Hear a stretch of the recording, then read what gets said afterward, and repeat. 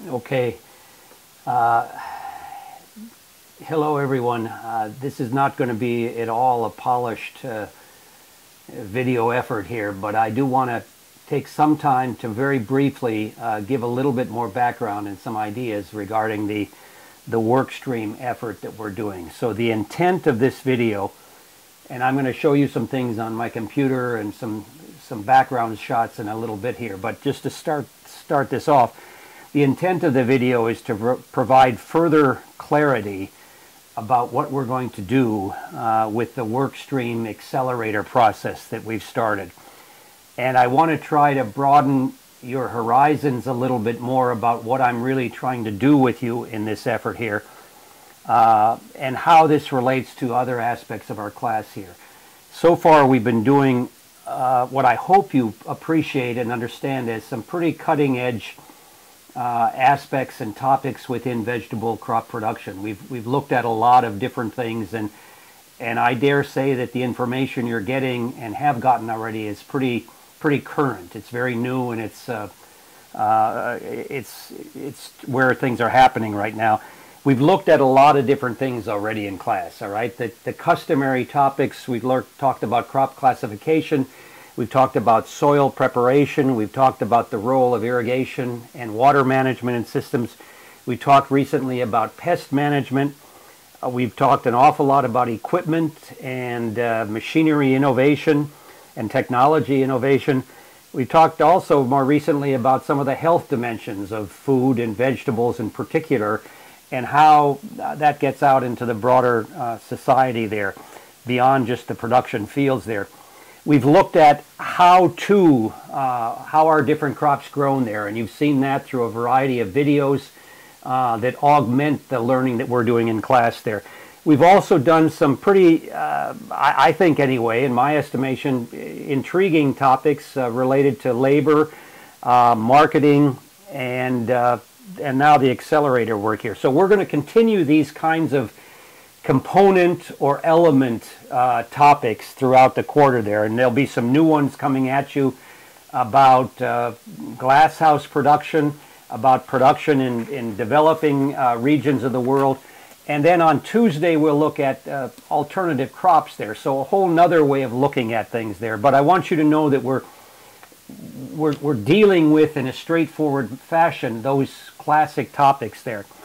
And now what I want to do right now is talk a little bit more broadly about some of the concepts and the sets of principles that have been initiated or presented or put out there in various ways related to how do we go about improving production systems. And there's a lot of jargon in this, all right? And this is something that I've kind of deliberately tried to avoid so far, because some of this gets into my own areas of work, and I do not want to just talk about those things in our class.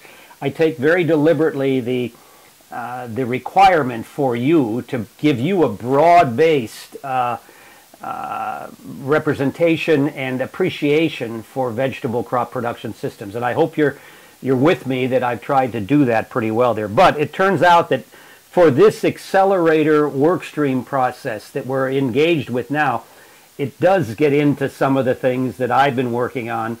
And I'm not at all intending to overload the class on this. It's only going to be a small part of our class. But I think it's an important part, and already you've heard enough from other people in the class to hopefully get your attention and to get you thinking that maybe there is something to what we're going to do here. So that's my caution. I always, hold myself back deliberately from wanting to get too excited into the things that I'm working on there, but because I want you to have a balanced class. I want you to learn broadly and deeply about important aspects of vegetable production that transcend and are way beyond whatever I'm doing there. Okay, now, however, though, there are a couple things that we need to start off with here. Okay, what I want to remind you is that what we learned from Douglas Gayton is actually being implemented in this Northern California Regenerative Agriculture kind of a project there. So the emphasis of their work is on this term regenerative ag, and I've asked you to read this one article. It's a relatively recent thing, but with lots of different definitions, but I'd like you to read that article to give some background about that. We won't go into too much of that in the class right now, but you need to read that ahead of time. I hadn't realized this, but one of my professional mentors is this guy that's shown here back in South Dakota, Dwayne Beck, and they actually talk about the home of regenerative ag being up there. There's a lot of discussion and a lot of arguments or a lot of debate about whether these practices are going to really help with things here. And this is one article that I'd also like you to read by Ron Amundsen of UC Berkeley. And in it, essentially, he talks about the real physical limitation of soils to be able to do the kinds of things to mitigate climate change that people are hyping and talking about there. So I want you to know that there is debate and certainly uncertainty about some of the principles that we're talking about here.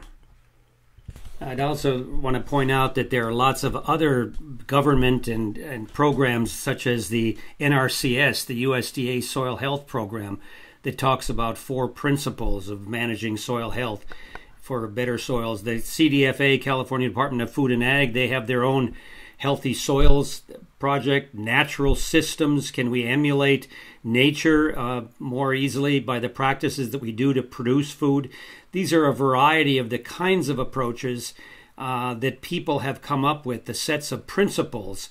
Conservation agriculture is another one where the same principles are looking very similar here in many of these sets of principles here. So I just bring them to your attention if you have never seen these before.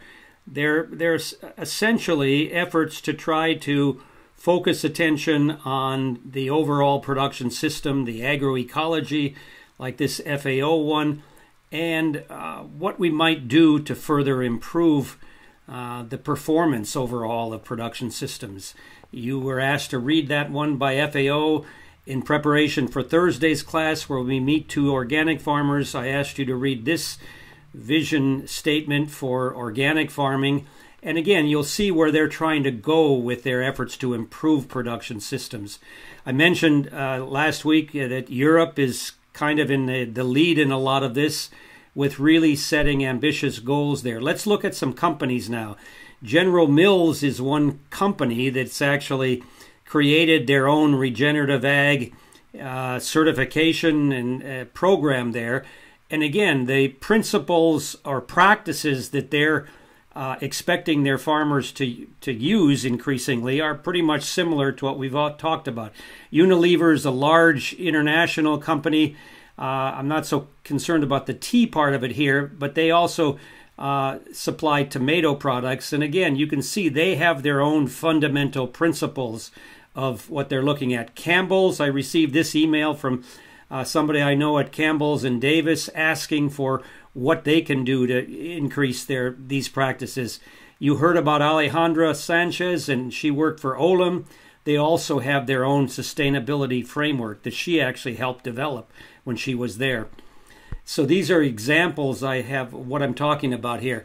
The other thing, just to show you a little bit about the Accelerator process in terms of what Douglas Gaetan is doing, these are some of the share-out documents. I don't want to worry about the detail here, but that their group has come up with there. And you can see some of the work group activity as well as you scroll through this here. I can't read that too well myself, but there's one on measurement stream, the measurement and science team there. There's another one here coming up on the appellation Workstream.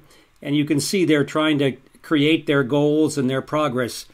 The marketplace. And now, for instance, to help you now in the marketplace Workstream, what do you know? What does the market want out of these production systems?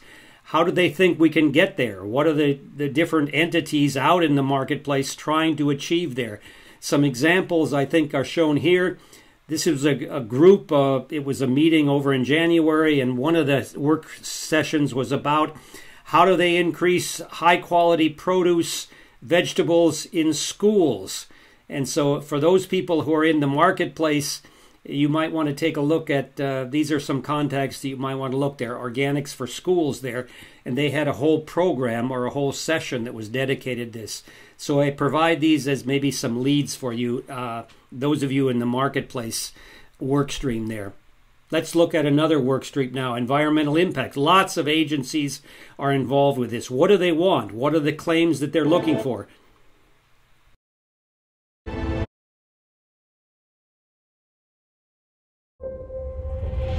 There's so much bad news about our planet, it's overwhelming.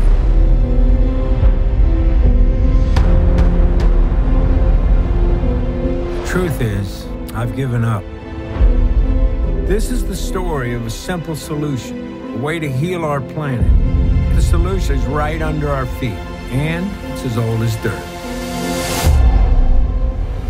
All of our soils that are... I would imagine that several or many of you have probably seen that movie on Netflix already. It came out a couple months ago, but already there is, there's a lot of attention paid to the claims about regenerative agriculture and how it can improve our planet, in essence, I guess. But there are lots of concerns about what some of those hyped claims are as well. And here's an article that came out of California Climate Action Network here, an environmental group right here, very close to Davis, actually, in Sebastopol, California. And they were actually, pointing out that some of the claims are not only unrealistic, they're not going to be achievable there. So my point in bringing this out is I want to delve into the details a little bit of what's out there, what different groups are thinking about, and then we want to have that science and measurement group really weigh in with what they think will be the real scientific underpinnings of some of the claims that are out here.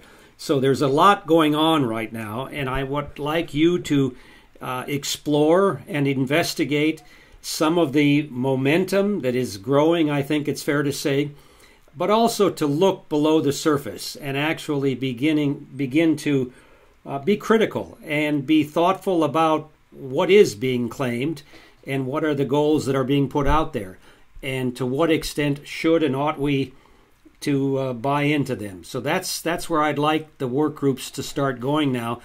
After you look at this video, I'll be sending this afternoon some leads and some connections for different people there. But I hope this is a bit clarifying more right now, and have at it. We'll see you on Tuesday.